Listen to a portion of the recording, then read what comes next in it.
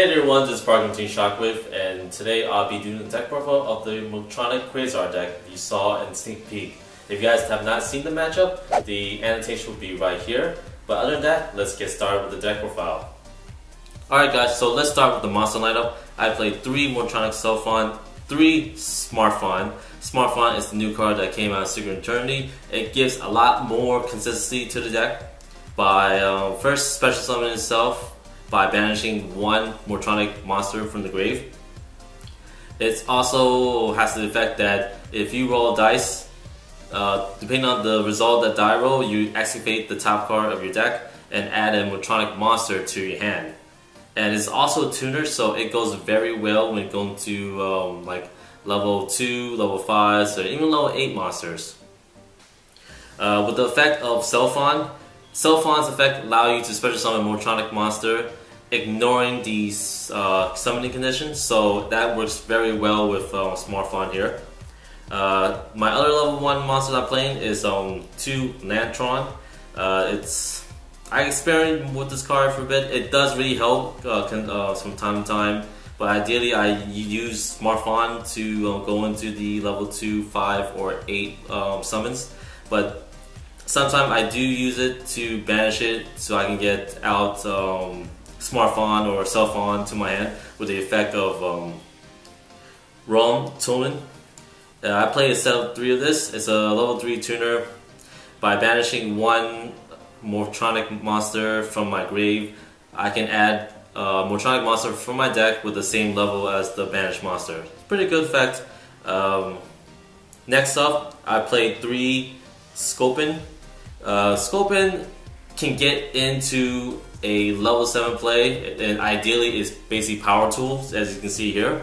But with playing around some of the other effects of the Morphtronics, you can go a little more creative when you come to your synchro summoning. For my level 4 Morphtronics, you know what? To tell you the truth, I picked out just the randoms Morphtronic cards I got in my my comment box. Let's see, you got Videon, Stapleton, Slingin, Radion, and Boomboxin.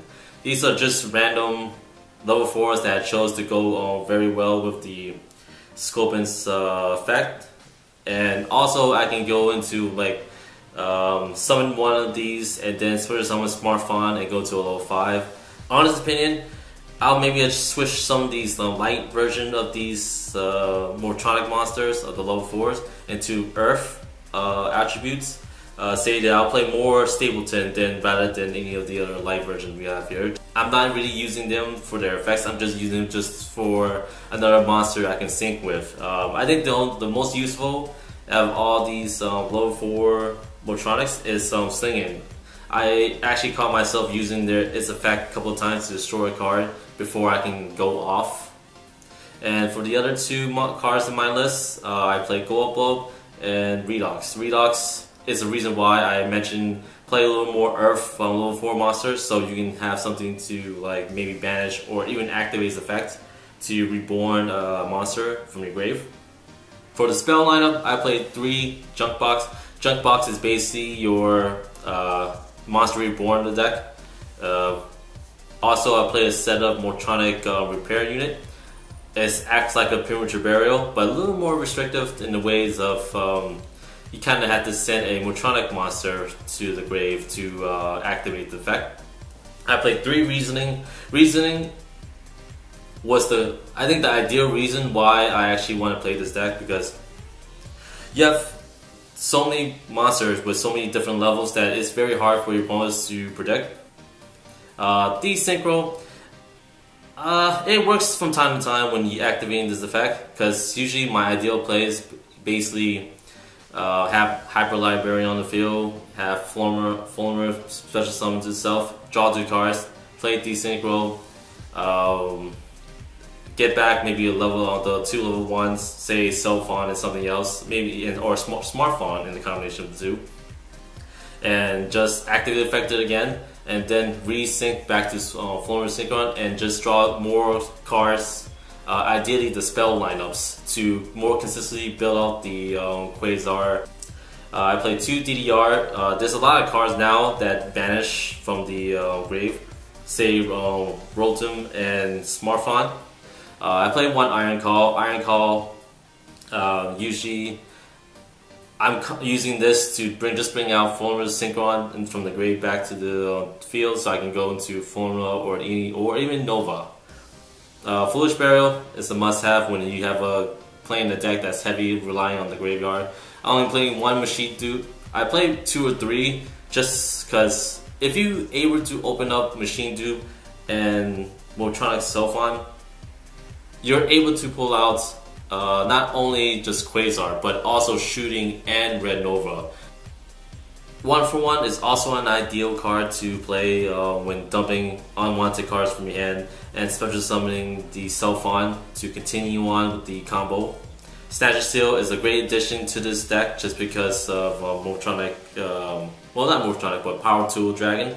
There was a couple of times during the sneak peek matchup when we were like testing out the deck that I actually did Snatch and Steal Larry's Stardust when I had Formula Synchron on the field, and then just sink into Shooting Star. I tried to do that again during the matchup, the real matchup, but unfortunately I didn't get the luck of the draw when I used Power Tool's effect. And Soul Charge is basically helped me special summon back some of these level 5s or level 2 monsters to go into Quasar or to Nova or to Shooting.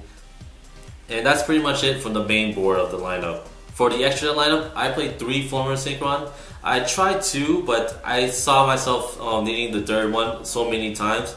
With the addition of Smartphone, I see myself going into level 2 synchro plays very often. So I thought the third synchro is very needed into this deck. Army Arm, my level 5 monster, Librarian, Amenities, and Allied Catastor. Librarian is the most wanted card you want to get out first when you want to consistently draw cards and keep the flow going with the combos. For level 7, I play Power Tool and Black Rose Dragon. Black Rose Dragon is pretty standard, but Power Tool has so many target now, especially when Snatch and Steal is back in the format. So I basically have 6 targets: Snatch and Steal, 3 Repair Unit, and 2 DDR. For my level 8s, just Stardust and Red Dragon Archfiend. And for the level 10s and 12s, I played 2 Shooting Star, a Nova, and a Quasar. Back in my original build, a friend of mine mentioned using Dragon Archfiend and Nova to this deck, which I never really had considered.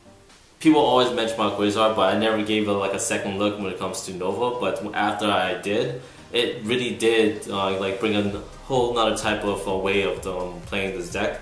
Before these cards, I actually put in Scrap Dragon and Stardust Spark Dragon. That's pretty much it for the deck profile. If you guys can see here, this deck is going for all or nothing kind of deck.